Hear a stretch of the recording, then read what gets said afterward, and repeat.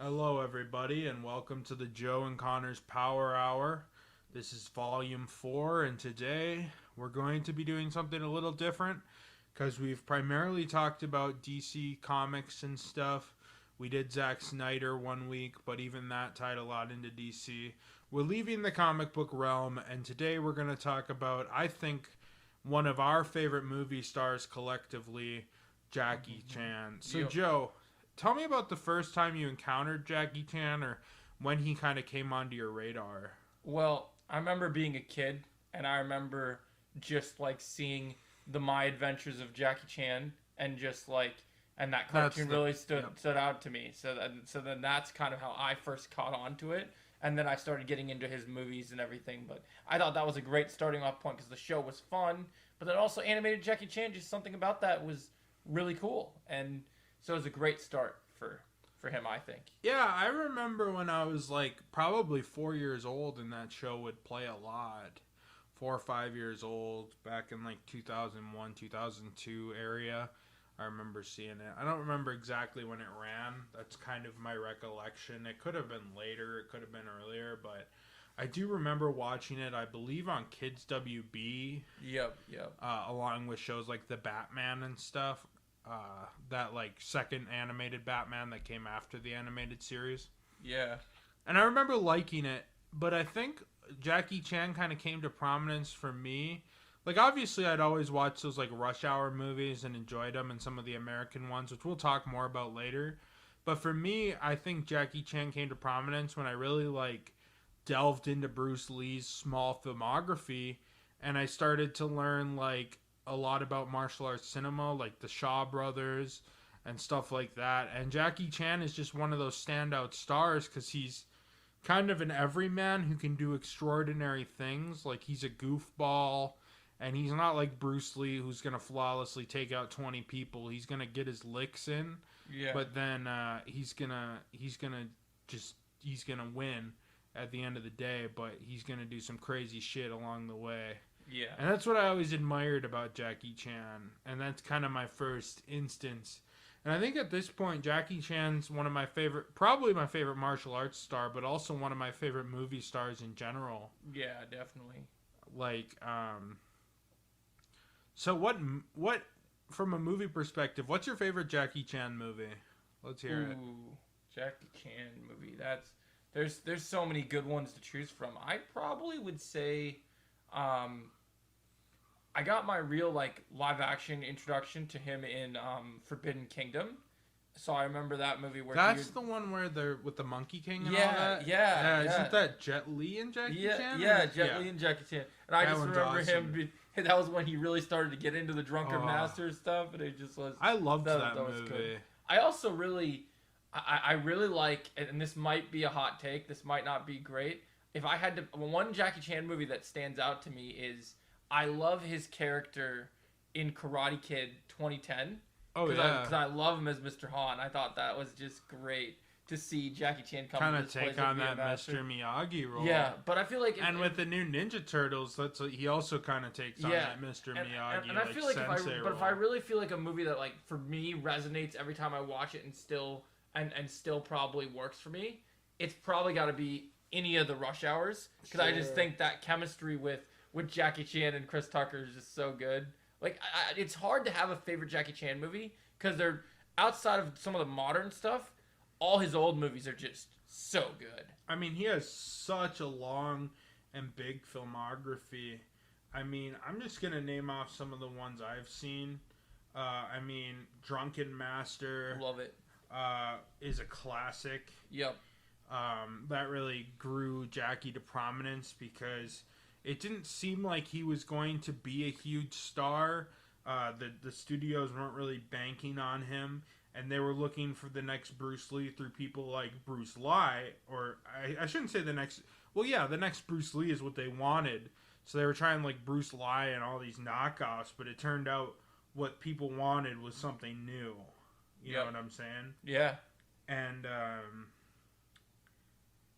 I just in general, I think there's a lot of great movies. I mean, Drunken Master, Return of Drunken Master, Crime Story, I love the Police Story movies. He was in Enter the Dragon as an extra. Yeah. He did a lot of stuff, and I mean, that's what I really respect about Jackie Chan is his range and his ability to do almost 60-year career. And you even watch him in like the new movie we watched, See Our Drunk View, coming out soon, but The Hidden Strike, and he's still doing crazy martial arts and stunts and stuff. And I mean, I guess following up, what's your favorite Jackie Chan stunt? Ooh, stunts. I just love anything where he is like. One of the things I thought was great about the Rush Hour movies was just the acrobatics of everything. So seeing him jumping from places and doing these cool acrobatic kicks and whatever he could do. So I would probably say anything from like the Rush Hour movies, because there were such good stunts at the time when those movies had happened. Especially for the American movies. Something that you like is like you see Jackie Chan come in and he's doing all these Chinese movies, but you see when he does an American movie, when he was young enough, he would commit to making sure that if he wasn't making sure that the movie was done the way with as crazy stunts as he could, he had a stunt team that was making sure that it looked good. So like when you go back to the Rush Hours, when he's hanging from a building and fighting a bunch of bad guys and they're shooting at him and he's grabbing whatever. One of the things I think Jackie Chan has over a lot of other martial arts actors is every martial arts actor is, okay, Bruce Lee can kick, he can punch, he can do all these cool things. Michael Jai White can kick, he can punch, he can do all these cool things. Scott Adkins can kick, he can punch, he can do all these cool things. But you have Jackie Chan, whenever he's in a room and whatever is in that room, like even though he can kick really high and is really acrobatic and really talented, his talents rely on adding comedy into his surroundings. Because there might be a chair that he's going to pick up and use. There might be a beer bottle he needs to smash someone over with. There might be like anything. Like he has the best improv skills as a martial artist because he knows where to use these skills and kind of go, okay, I need to take these skills and I need to elevate whatever I'm doing with it. This guy's got a gun. Oh, well, I can grab this pole over here and kind of use it like a bow staff and beat this guy. And I think that's kind of the thing is he knows when he's trapped in the box, he knows how to think outside the box to get out of the box. And I think that's great. Yeah, no, and Jackie Chan, I mean, from the start, like his first big star-making vessel was Drunken Master. Yep. And you look at a lot of his movies, and I mean, he plays the more serious roles, like in Police Story, but even there, he has a comedic side. Yep. Jackie Chan's always been comedic, where Bruce Lee has always felt like this stone cold, like legendary figure. Yeah. And like we were talking about, I think Bruce Lee died before he could make a lot of schlock and add a lot of personality to himself. Jackie Chan's not afraid to be the butt of a joke, where I think Bruce Lee would be. Yeah, definitely. And I think that's to his benefit, especially when it turned out that Hollywood and China didn't want a new Bruce Lee. They wanted something different from their martial arts cinema. And I also think that's why people like, well, we have a lot of great martial artists like Donnie Yen and Jet Li. I mean, so many others that kind of fought for that Jackie Chan role. Jackie Chan has always kind of sat on top of the throne alongside Bruce Lee, I think. Yeah. Because Bruce Lee has had that feisty, cold as ice personality, where Jackie Chan just had the most personality of all the martial artists, and I think that's what set him above a lot of people. And he's just a great performer. I see a lot of like Buster Keaton and Charlie Chaplin like physicality and like almost slapstickiness to his stuff. Like he does incredible stunts, and he'll do incredible stunts just for a slapstick joke. You know what I'm saying? Absolutely. And that's an impressive feat. I agree. I don't think that can be understated, that I do think Jackie Chan like has, like, he had and has kind of a different energy and aura to Bruce Lee, which I think is why they're kind of the two legends there's plenty of legends in martial arts cinema, but they're the two that are on the pedestal. Oh, They're the absolutely. two that I walk down the street and lift up a picture of them, and grandma can say this is Bruce Lee and this is Jackie Chan. Yep. And I think he's really earned that legendary status of number one or number two best like martial artists in cinema. Agreed. I gotta ask, how much do you know of like his days of like when he was working in Thailand or Taiwan and kind of doing like these movies as favors for triads? They're kind of his like underground, passed around on bootleg VHS movies. I do know about a few of them because that was where he really started to like develop more into like the martial arts. Like it was really like you had your slapstick and you had all of your other different type of Jackie Chan stuff that made Jackie Chan different. But those underground movies was really where you got to focus on his martial arts style.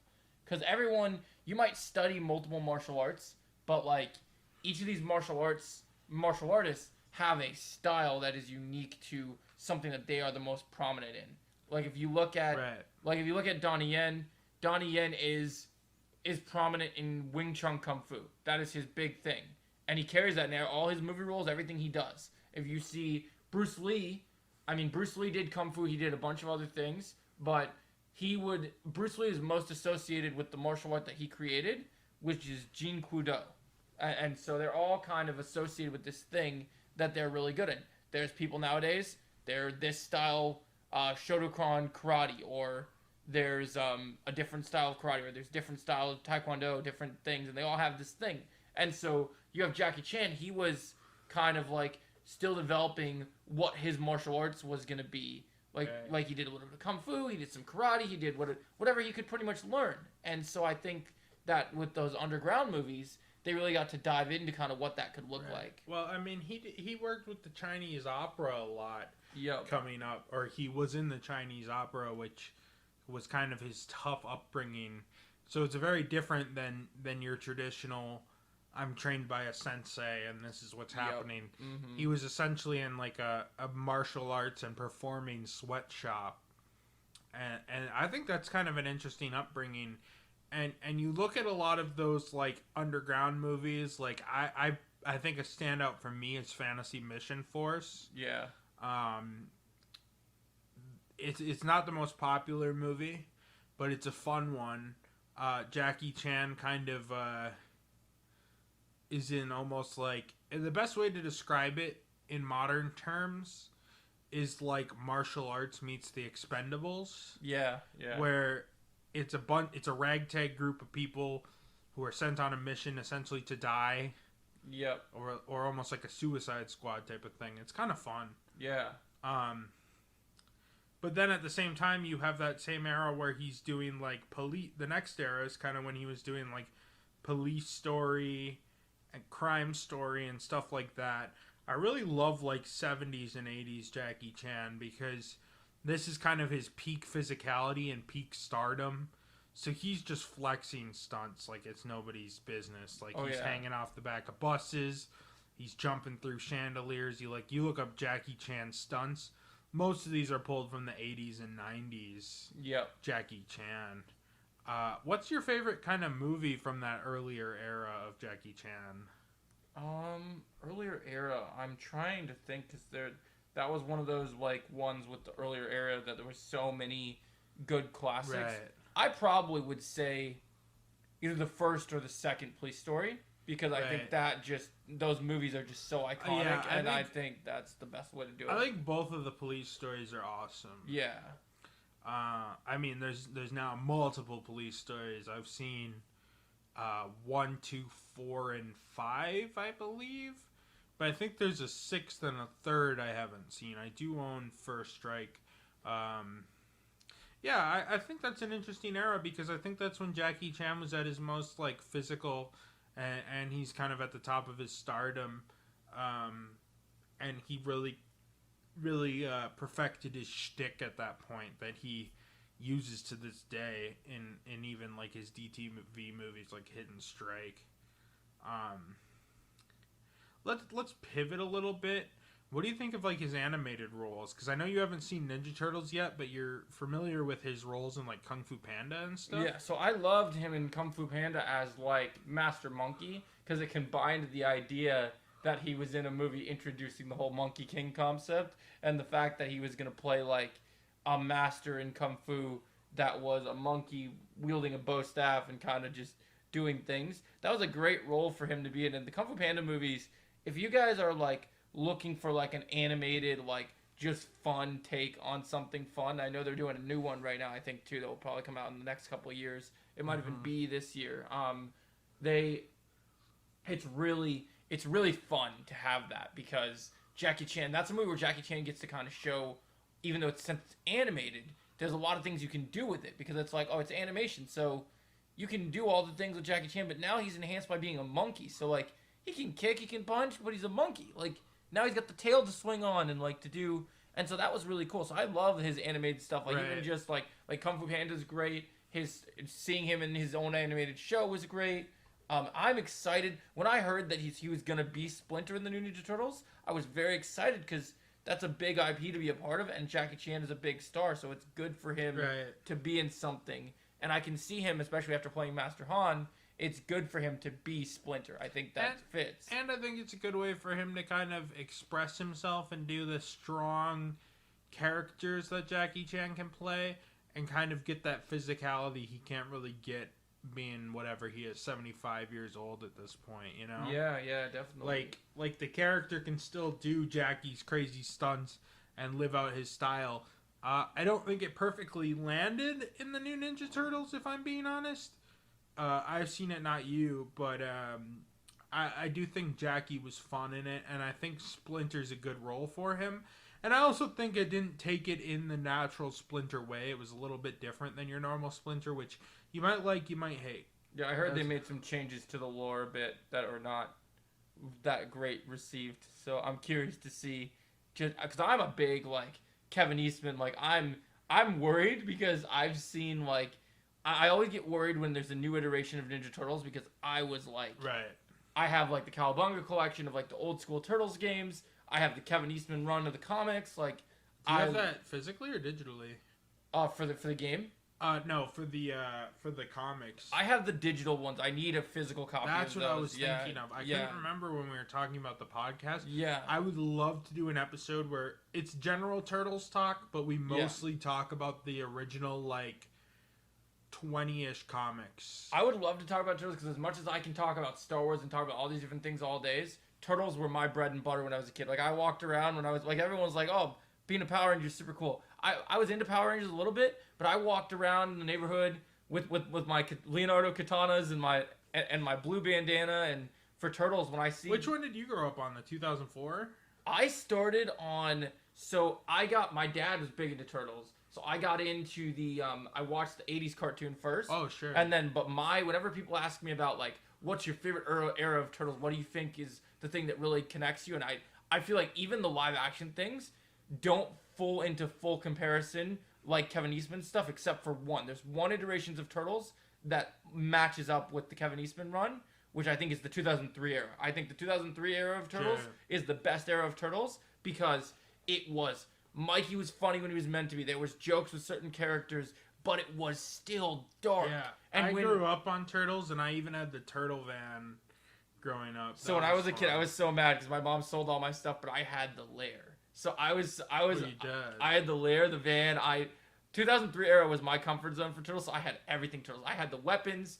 I had all the vehicles. I had every turtle, all different iterations of them. Turtles in their like outfits with the skates and just so yeah. We can definitely go for Turtles for a while because I love Turtles. Like I'm playing all the Turtles games this week, getting in and watching all the movies. So I'm gonna do just a little shout out to you guys. I'm gonna be making when I see the new Turtles movie. If I think the movie sucks or if I like the movie, I'm going to be literally as a Turtles fan, I'm going to go into a comparison of how it resonates with me to the new Turtles based on the old Turtle stuff. Because for me, I still think, outside of the original Turtles, I think the 2007 Turtles movie, the CGI animated one that was doing cool CGI animation before Spider-Verse 1, that is still my favorite Turtles movie. I saw that movie in theaters, And I think that movie just it works because you don't have Shredder and stuff in there, but the villains they have great voice casts in there. You have Patrick Stewart in there as the main villain. You have this whole storyline, Right. and the plot for a Turtles movie is really good because what I love about that movie is it's a continuation of the 2003 series. So Leo goes away and goes training to become another leader, and all the turtles kind of have to fend for themselves. Like they have to get jobs. They're not out there kicking butt. But Raph's kind of out there like Red Hood, running around at night, going and kicking Right. crime, and just that movie's awesome. Like That's if you sick. guys haven't seen Turtles, 2007, watch that movie for sure. I still haven't picked it up. I tried to pick it up at the thrift store the other day to watch it before this movie came out, but there were 2 copies, and I opened them both and checked the discs, and one was scratched to shit, unwatchable. That's too bad. And the other one was a DVD copy of Secret of the Well, Ooze. it really sucks. It wasn't even the right fucking That movie sucks. in the case. But I already own Secret of the Ooze. It so I sucks that passed. happened because because there is one of the best things about that. If you watch all the different Turtles movies and even the cartoons, we always get like Raph and Leo always get into like debates, and it always goes into a like state of like, okay, hey, you're my brother. We're gonna come to terms with everything. Everything's gonna be fine. That's the only iteration of Turtles that I can think of where Leo and Raph get into a debate where it actually leads into Right. a fight. Like they really fight in that movie, and it's awesome. Like I would love, like, so I guess, like, trying to pivot back to Jackie Chan a little bit. yeah. What was your thoughts when you saw that Jackie Chan was announced for Turtles? I was as excited. Splinter, of I was all excited people? because I was like, so when the thing that really sucks is when I heard about this Ninja Turtles movie was coming out, I was really excited because after the Michael Bay-ish movies they've had, I knew we needed a new Turtles movie, and I was excited hearing it was going to be animated. And then the more I heard about the movie like being Mutant and Mayhem, and the more I heard about, and the more trailers I saw, I've been excited, but I've been very hesitant. And I was getting really, I do this thing where when a movie comes out, the closer we get to the movie, I get really excited for the movie. And then I hear something from someone about like, even if a movie gets really good reviews, I get really skeptical. And then I start to talk to people about my Right. friends that are really close. Like, okay, yeah, I don't know how I'm going to feel about this. I really hope I like the movie Hey, at man, least because, yeah. I'm saying, form your own opinion on it, because Right, yeah. I think a lot of it was, for me, I was just kind of overwhelmed with the amount of stuff in Right, the movie. right. And I just felt like it was so much potential, Right, and right. nothing was, and there was a lot of wasted time. There was so many ideas that were here and gone, but Well, I that's- could also see you really enjoying the movie. Right, so don't right, yeah. don't take my review to heart and Yeah. think I don't hate the movie. I think Right, it's right. well done. Right. Stylistically, I think there's things I would change. Yeah, it's all good. That lens fell out. I'll fix it again.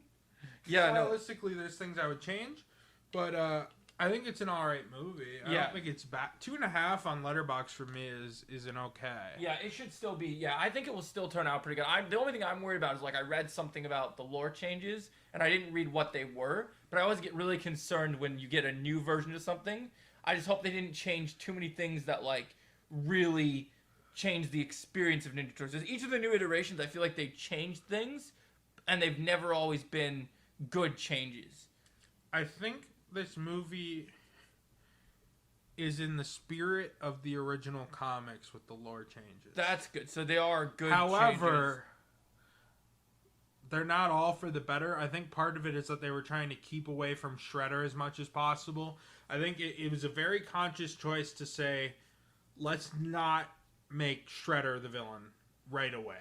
But I think Like, that- Shredder's coming for sure. Yeah, I think they're I didn't building up watch to the it. end credits or anything Yeah, because I had to piss. But yeah, I I'm heard sure something. Shredder's coming in the second or third movie. Yeah. I'm sure they're planning a trilogy. Right. But I think, Yeah, I heard they were keep that doing at an arm's length. Yeah, I you heard know?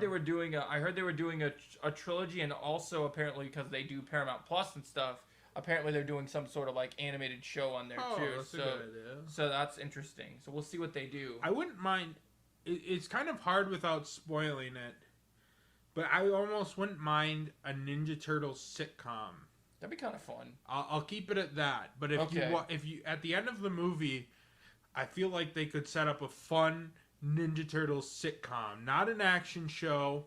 Right. Keep it cheap in this style, but like a comedy sitcom with the Ninja Turtles. I think would be kind of interesting. I don't That'd be think you cool. run it too long, but Yeah. maybe just a season or two, like intentionally make it so it's like we're gonna give you one mini series, 8 episodes, like Ninja Turtle sitcom. Yeah, one of my things. I think we definitely come back to this in our Ninja Turtles episode I because agree, I don't yeah. want to spoil the movie. Yeah. And nothing I said was a spoiler. I don't think you'll catch on to what happens in the movie based on what I've said. Right. But I think, especially with how the Turtles are left at the end of the movie, a sitcom Ninja Turtles could be really fun and fun. I agree. Yeah, I think that's great. Anyways, pivoting back to Jackie Chan, I want to talk a bit about his American era. Yeah. What's your favorite American Jackie Chan movie? So I'm talking like Rush Hour, Shanghai Noon, Around the World in 80 Days. Out of those types of movies he kind of was making in the 90s when Jackie took over America, so to speak.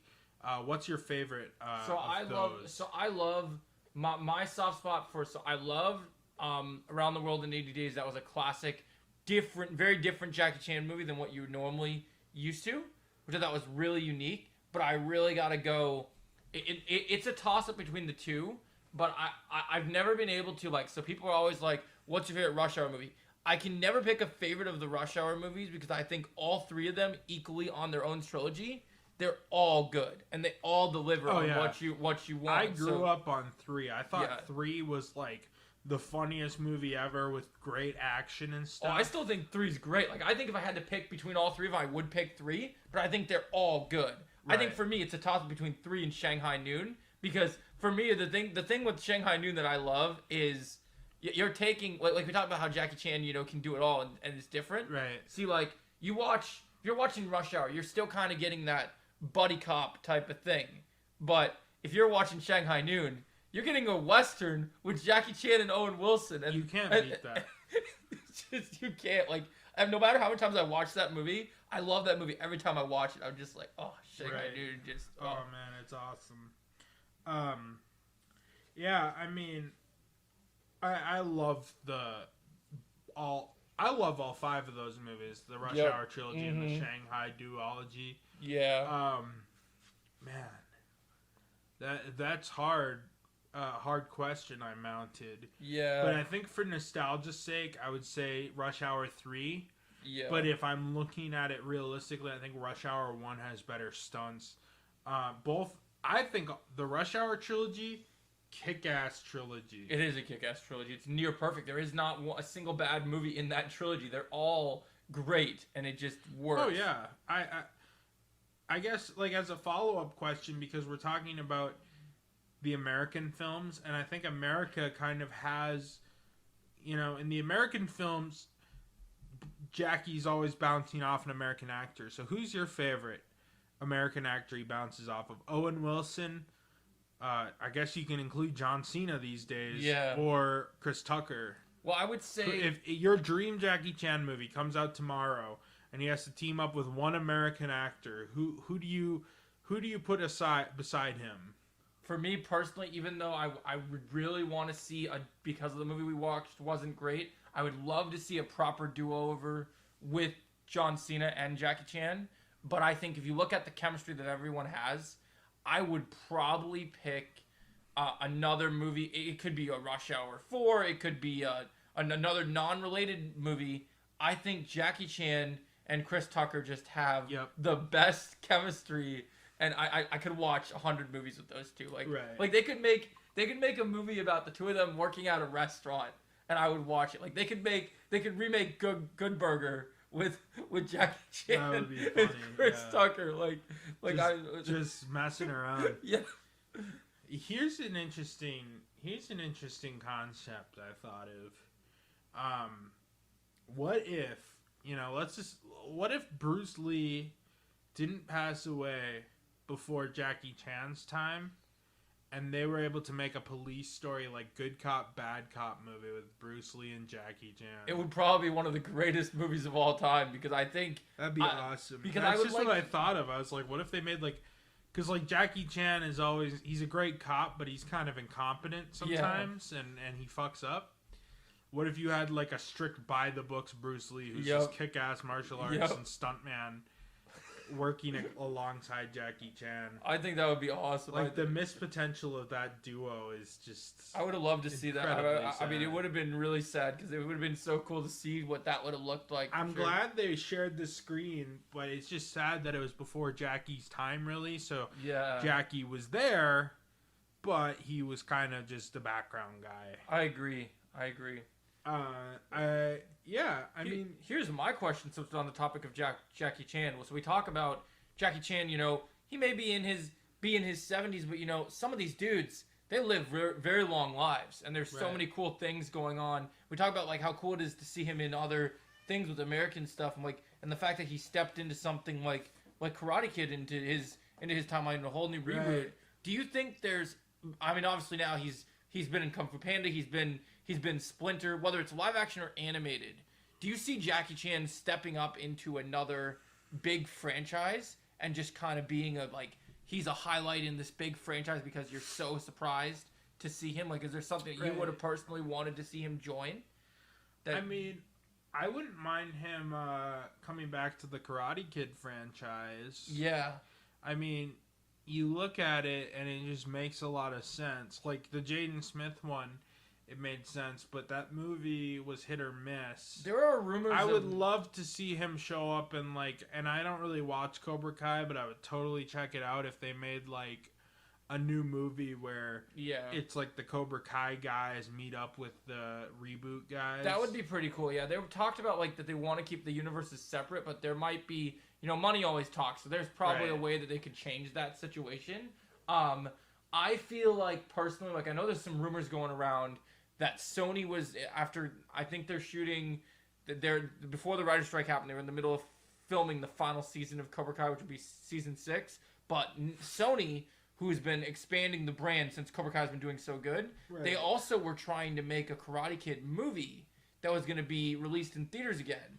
And it was said it wasn't going to be anything to do with the Cobra Kai stuff. So it wasn't going to be Daniel LaRusso. It wasn't going to be Johnny Lawrence. It was going to, but it was also never said to be about Jaden Smith's characters. It was supposed to be all new stuff. And then they talked about that there was a rumor. I don't know how legit it's been said, but they was saying that even if it doesn't include Jaden Smith, that somehow they're going to find a way to incorporate Mr. Han in it again. That'd be cool. So you could see Jackie Chan return to those roots, and he could be like, since we're never going to get another chance to see Miyagi again, it'd be cool to have him kind of mentor a new student and just kind of, I kind of like the idea of Jackie Chan being someone's master and just like his idea of him just kind of slapping the shit out of his student after he's not listening to him, and just, I don't know, that sort of slapstick just works for me. Like, I'll tell you what, I just thought of another episode idea. What's that? We binge the Karate Kid 5 movies together. Yeah. And then you'll have to keep me up to snuff on Cobra Kai. I don't think we got Well, time what for that, what I could do is, I know they sell the DVD copies of Cobra Kai. I could pick up the DVD copies, because what we could do, realistically, what I would do, because I think it's important to watch the story as it goes into the universe. Right. We should do an episode where we watch Karate Kid 1, 2, 3, and then of course the Julie Pierce one. Yeah, the next one. Is that what it's called? Next Generation or Next Kid? I think it's the next Karate Kid or something. Oh yeah, it's the next Karate Kid. So it's the next student. Right. And so if you watch those and then you watch Cobra Kai, everything kind of falls together. Because Cobra Kai is only 10 episodes per season. Right. So it's doable. It's definitely possible. Even if we watch just a couple episodes, whatever, each week or whatever, and then build up to it, we could do it. It's definitely possible. And it would be great. I'd love to do an episode on the Karate Kid. It would be great.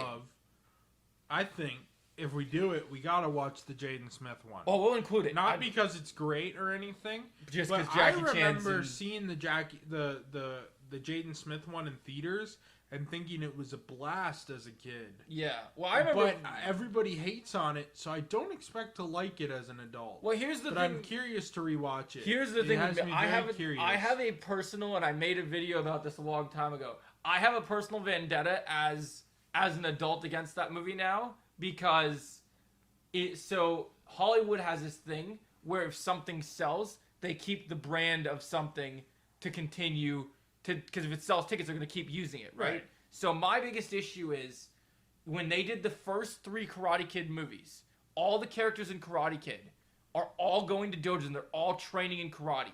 There is no other martial arts included, and if there is, it all still falls under the umbrella of martial arts, which requires into karate. So now, as someone who has been practicing karate for almost 2 years, when I look at Karate Kid 2010, and it's basically the Kung Fu Kid, it just, it kind of, it hurts the brand, because it's like, why would you continue to call it Karate Kid? Because then you set the expectation for the general audience, oh, this guy's doing karate, look at this. But karate doesn't have, like, all these, like, crazy, like, we have blocks and we have strikes and kicks, but we don't have, like, Kung Fu is very, what's the word? Offensive?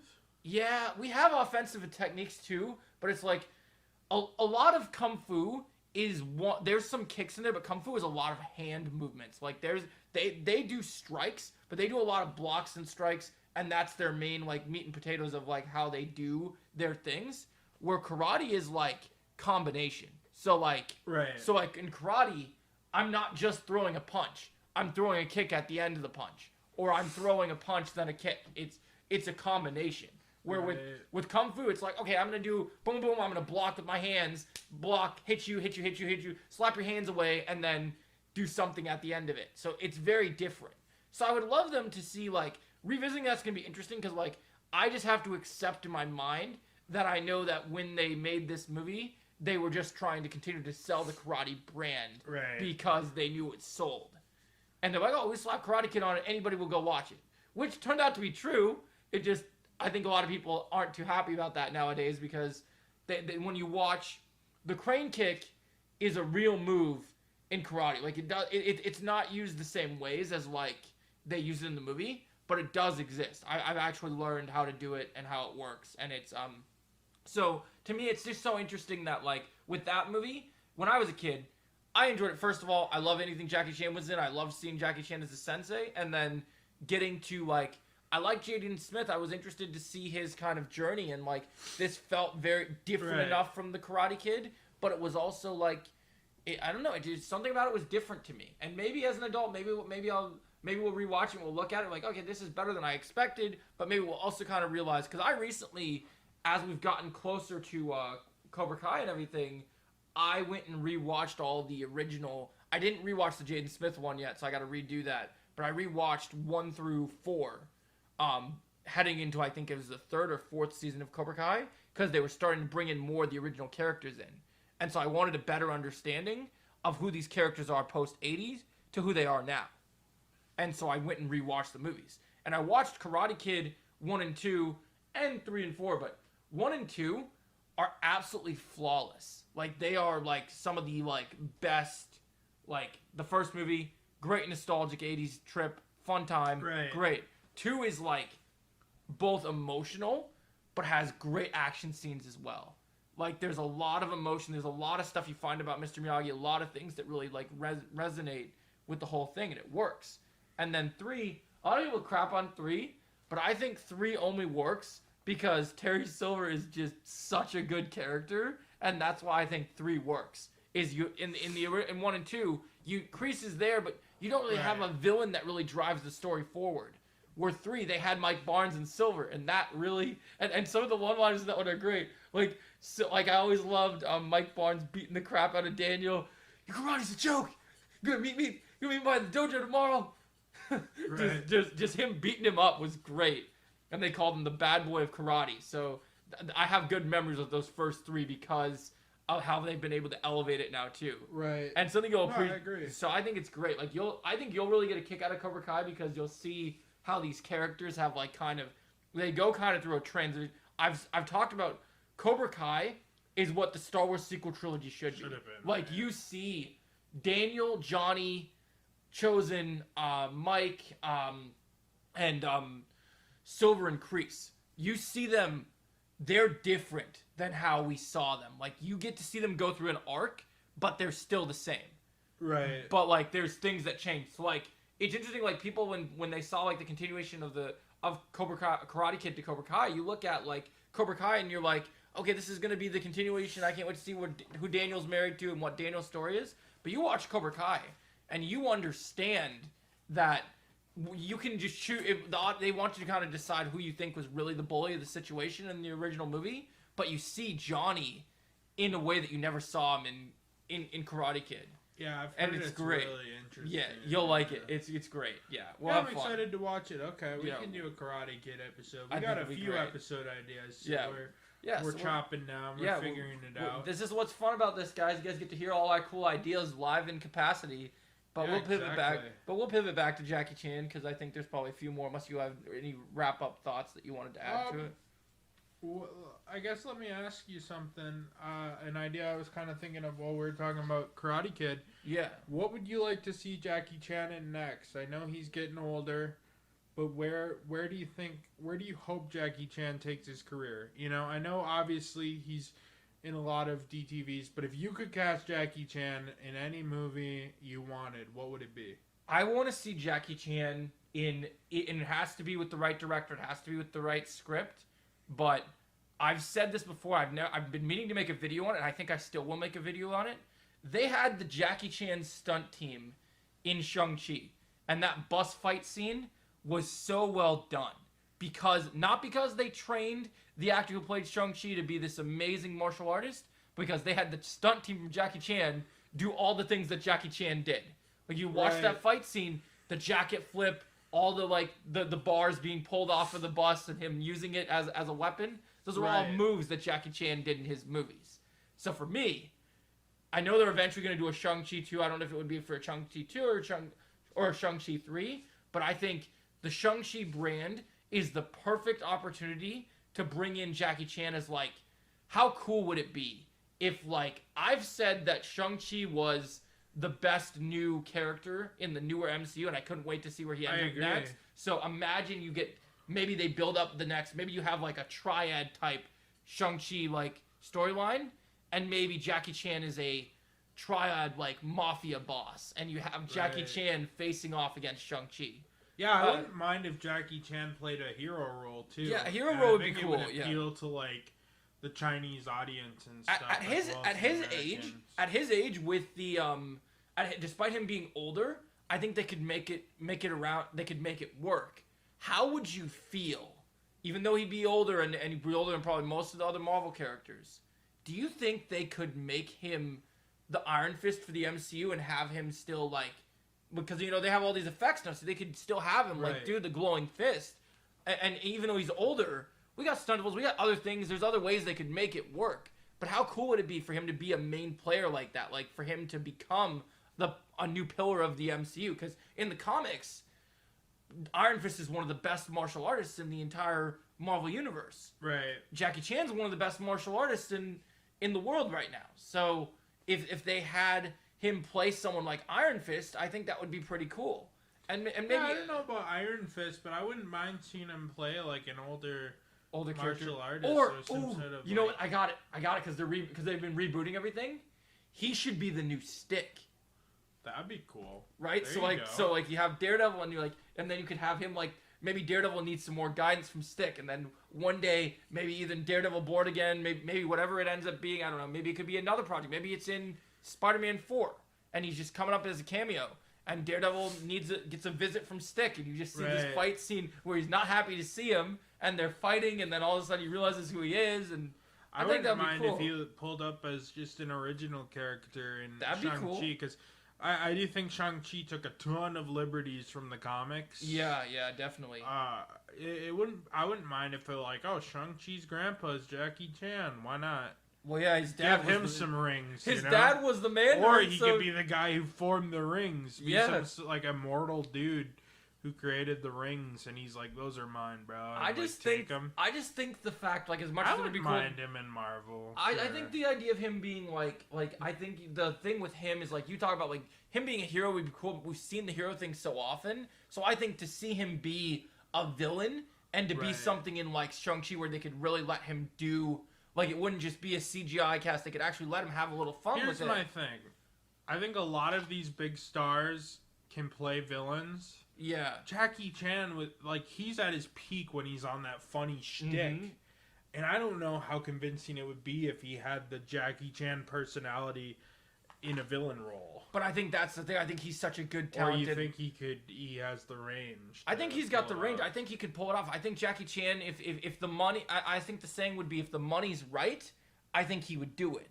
So I think if it's a big enough project, and maybe like the thing is that you got to think about is like, if you got these stunt guys to do Shang-Chi 1, they're probably going to come back for Shang-Chi 2 and 3, whatever it is, right? And so if you get that same stunt team to come back, and that stunt team, they know Jackie Chan. The director, I can't remember what his name is, but I think he's also going to do Kang Dynasty. He might go over to the stunt team like, hey, can you get Jackie Chan for us? And then they can have a conversation and decide about what that role is going to be. And as long as I think that Jackie Chan gets a lot of creative control over what his character is and how Jackie Chan should be, I think that will make a great character. So yeah, I think that I'd love to see him in some more big things. I think I personally don't think I'll ever get the wish, because I think it's genius, but I don't see it ever happening unless. So here's something we can talk about in a minute. Since the director was that did this other movie we watched today, Hidden Strike, is going to do the new Expendables movie. And since you talked about that they could spin this into a new trilogy of movies, so say we can't get Jackie Chan in movie 1, but maybe movie 2 or 3, you could see Jackie Chan appear. That'd be fun. Because they had, and maybe it doesn't even need to be a big role, because in Expendables 2, they had Chuck Norris just pop up for a couple scenes, and it was great to see him just kind of there. And maybe that's what we need. I just think the Expendables is, with all these older actors just kicking ass and taking names and doing these great things, I would want to see Jackie Chan get to join that legacy, because he's in that category of these old legends. He should be able to be a part of that experience. Because now they're bringing in people that are legends, but they're not like I never would have thought they brought in 50 Cent. Like when I heard in the new trailer, they're like, what is 50 Cent doing in an Expendables? Why not? Everyone else is. I mean, they had Wesley Snipes in 3, so I guess. You know what I would guess, especially with Jason Statham and Megan Fox kind of thirst trapping. I bet they're going for the younger audience I think they're trying to reach for a younger audience. Well, I hope they don't do.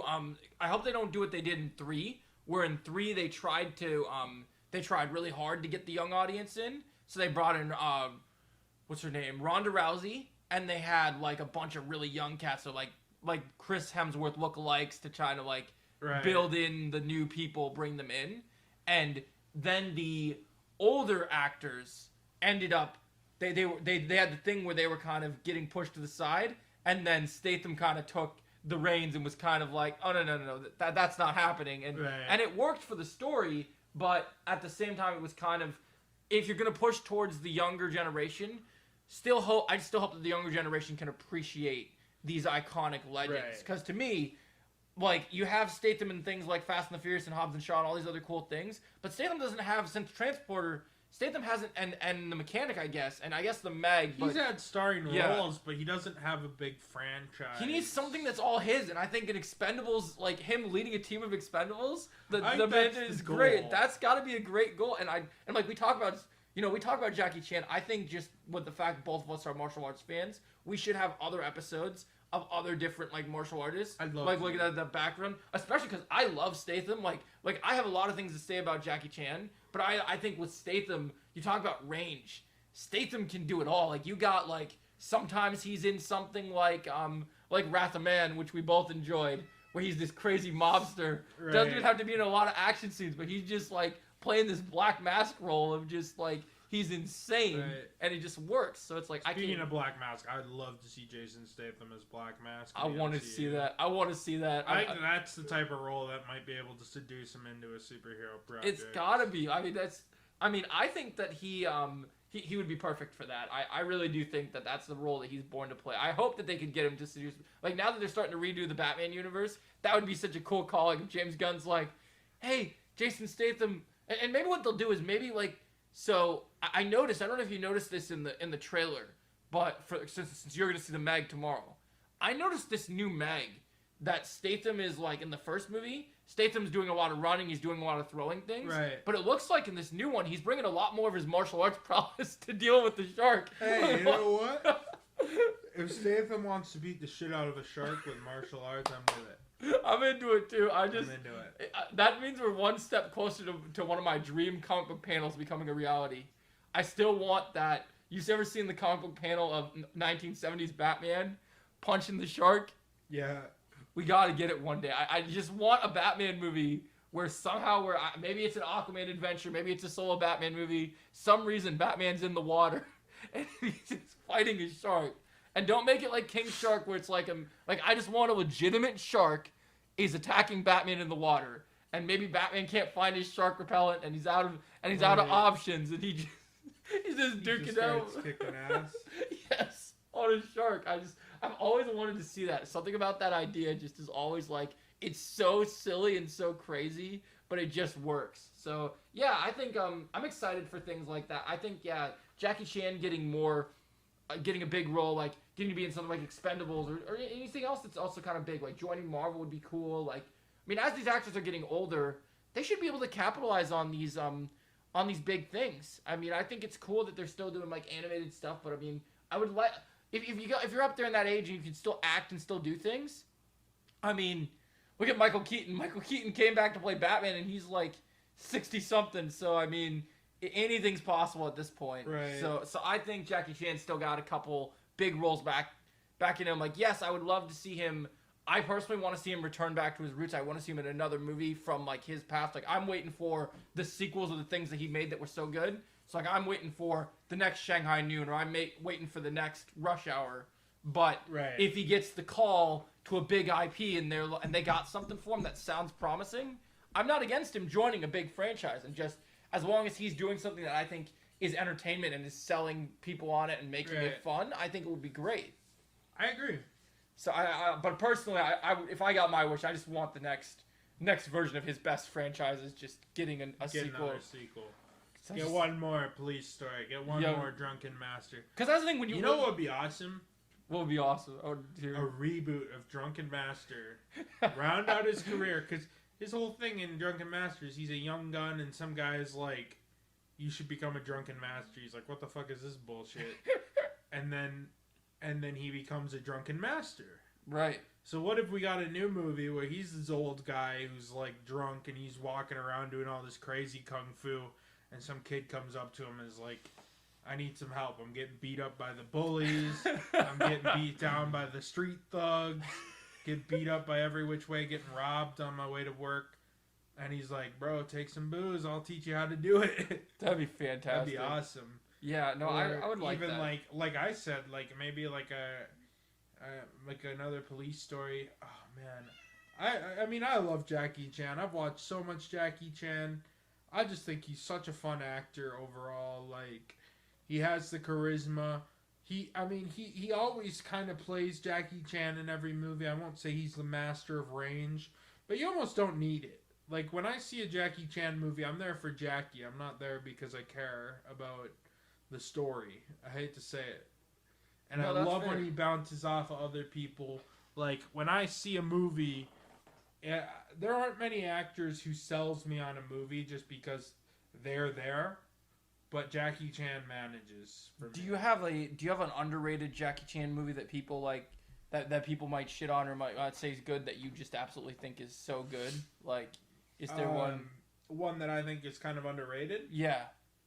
That is a great question. I don't mind because I feel like I've had this one for a while since I've watched it.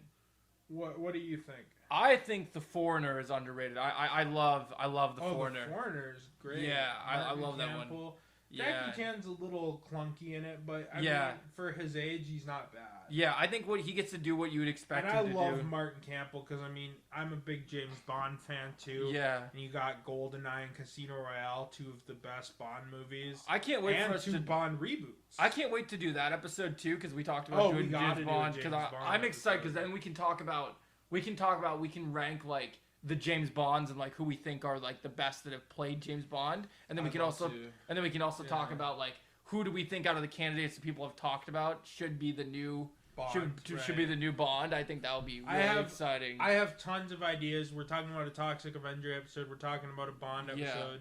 Star Wars, I think we've agreed, is up next. Yeah, we're doing next We week. got lots of plans. We look forward to every Wednesday. I got some big stuff. I got some big stuff for Star Wars next week. Next week's gonna be next very week will juicy. be fun. I think there's a lot to talk about for Star Wars. Yep. I think since it's our first Star Wars episode, we should give some general Star Wars stuff, like maybe our rankings. We're gonna do our rankings. We're gonna do our rankings, and we're gonna talk about. We'll go through everything. I think the primary focus is those 3 new movies that are. Yeah, announced. I think next week what we'll do is I'm gonna rewatch all 8, I guess 9 movies, including I guess technically with the spin-offs it's like 10 or whatever. It's I think there's 12 movies. So? Yeah, I think it's 12. So 1, 2, 3. Solo, Rogue One. Oh, it's 11.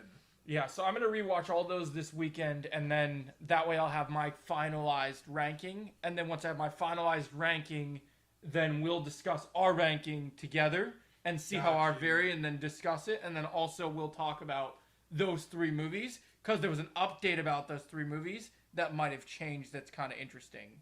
So I heard yesterday that they might be swapping Mando Season 4 for Dave Filoni's movie instead. Because apparently with Mando Season 3 not performing well, and with the writer's strike going on, it doesn't sound like they're gonna wanna do another season of a television show if they're not gonna make the money that they're getting for it. So Season 4 might be. They might be making it into. They said Ahsoka Season 2 and Mando Season 4 might just be built into Dave Filoni's movie. Like, so those characters being prominent. Because we'll talk more about this. We'll talk more. Let's save it for next week. Yeah. But I do think there's a lot of interesting things. Yeah. I think that's the movie we'll talk about the most. But I do really have a lot of interesting thoughts and theories on all 3. Yep. And I'm excited to kind of share generalized. Because this channel, NTMA, started out a lot with Star Wars stuff, but I got kind of burnt out by everything, so I don't talk Star Wars that much. So what I do I think we'll have a fun time. So what's fun is for you guys as a final thing, before we wrap on Jackie Chan, if you guys haven't checked out my YouTube channel, I have one of the rare YouTube channels where I started primarily. I made my YouTube channel on the fact that I wanted to be able to give you guys. I remember the experience of watching Mandalorian Season 2 when COVID started. And when you get the end of the episodes and you had Book of Boba Fett coming out, and you had and then you had the Luke Skywalker moment, and I just remember almost like bawling my eyes out and freaking out and losing my mind. Right. And I remember I built my channel on the fact I want people to be able to see me freak out about these things, and so I built the channel first on. It started with Star Wars. It was about after I think I started the channel. I reviewed the sequel trilogy, and I was super upset about it. Right. And I think those were some of my early reviews, but they weren't getting super crazy views right away. And then when I really dived into it, it was right when I had watched Mando Season 2, and I gave my reviews for things, told people kind of my thoughts on them, but I wanted to kind of give my feelings on it and just kind of like be able to discuss Star Wars with people, because I've known all my life, out of everything I know the most about Star Wars, and I have on the really bad Star Wars things, I have a lot to say. On the really good Star Wars things, I have a lot to say. So I just kind of built it on that. But over time, with Star Wars, with Book of Boba Fett, Mando Season 3 not being very good, bits of Andor and issues, I kind of have not talked about Star Wars as much as I normally do. So I've been kind of trying to come up with creative forms of Star Wars content and just kind of building around that, and then do other topics. So like my channel is kind of really cool because sometimes it's like a mystery box. Some days you never know what you're gonna get.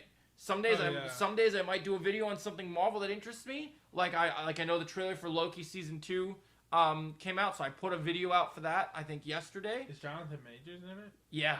Oh, I'm surprised. I am too. So like that's one of the things I was gonna talk to you about too. Is it looks like I didn't watch the trailers. I'm not watching the Disney Plus anything anymore. I'm done with Disney Plus. That's fair. It looks like it's actually going to see. It's fun that you're at, and that's something we'll talk about next week too. It's interesting that you're done with Disney Plus, because I think Ahsoka is going to make Disney Plus worth watching again. Because I hope so. Because I'm dropping. I filmed it, but I haven't dropped it yet. But when you guys, before these videos come out, I'll be dropping something I recorded yesterday for you guys, where there's a new thing that came out about the bios. StarWars.com dropped character bios for the 4 new villains of the Ahsoka show. And I did a video about how interesting it is that these characters are going to fit in. Sure. And they're going to be the most interesting Star Wars characters for villains that we've had in a long time. Because none of these characters are Sith, but they have roots to the dark side that make them interesting. So, like, you have these 2 people that are survivors of Order 66. One played by Ray Stevenson, who passed away. Yeah. And then his apprentice, Shin. And they're, like, Dark Jedi. And Dave Filoni, since they're Dark Jedi and not Sith, they didn't fully bleed their crystals. So they have orange lightsabers instead of red lightsabers. Cool. And then you have, there's an Inquisitor. But all the Inquisitors have been wiped out. Because, they were a part of Vader's army. But supposedly this Inquisitor is a mercenary that serves Grand Admiral Thrawn. Yeah. And there's a couple theories about who this mercenary is going to be that I made a video about. If you like Ahsoka, I'll pirate it. Yeah, that's worth it. Yeah. I'm not gonna pay for Disney Plus again. I scammed for. Well, yeah, I do my watch parties. So realistically, especially with my apartment being big enough, if I really like Ahsoka and I binge all over it, we'll have a watch party at my house where you can come over and we'll watch it on my 4K TV. So yeah, we'll definitely we'll talk about hit me up. Maybe I'll come over and watch the episodes. Join in on the watch parties. Because I think what I'm gonna do is I can usually tell if the first 2 episodes, because they're dropping the first 2, I think the 23rd you get both. What I heard is usually with most of these Disney Plus shows, if these first 2 episodes are amazing, then I think the rest of the show will be amazing. Because a lot of these Disney Plus shows, with Obi-Wan, the first 2 episodes of Obi-Wan weren't very good. The first 2 episodes of most of the season of Mandalorian, the first 2 seasons, awesome. They were pretty good. I couldn't get enough over the first season. Yeah. The first season of Mandalorian, it was like, come on, be next week already, so exactly. I keep watching. That's what Season sucks. 2 was okay, and then Season 3, I was like, I have to... Like, a new episode would come out, and I'd groan and go, I have to watch another episode of Mandalorian. I think the thing that sucked with Season 2 was just, it was really good when the really cool characters from all of Star Wars lore were coming in, and then when they had these little stupid side adventures, then it was like, what are we doing? But yeah, no, it's gonna be cool. We're gonna have some cool stuff. So we'll have a lot of cool stuff coming up. Yeah, next week we're gonna talk a lot about Star Wars, because I have a lot to talk about. We're gonna do our rankings. We're gonna talk about favorite characters in Star Wars, why do we think that some of these characters should get more attention than what they do? Experience with Star Wars, how we got introduced. Yeah, exactly. I'm excited about it because I have a really good Star Wars story. It'll be fun. I kind of have a testimony Star Wars story. I'm sure we'll talk. I'm sure we'll have episodes about Star Wars here and there. Yep. But this will kind of be our inaugural episode. Soon we also have episodes coming up on Toxic Avenger, Green Arrow. Yep, absolutely. Lots of stuff. So if you like this podcast, subscribe to both NTMA Productions and Yoda Joe 93. Yes, sir. We posted on both. Watch it on either. Yep. We're just trying to get this podcast off the ground, and I think it's been going pretty good so far. Yeah, we've been doing good. We really decent enjoyed doing numbers this for what it is, for our channel sizes and stuff. So it's been fun. Yeah, it's definitely been fun for sure. All right, do you have anything to say before we sign off today? No, I think we're good. All right, guys. We'll see you next Thursday, I should say. We record these on Wednesday. They're out on Thursday, so we'll see you guys next Thursday for our big first Star Wars episode of the Joe and Connor Power Hour. Yes, and sir. we'll catch you next week. Yep.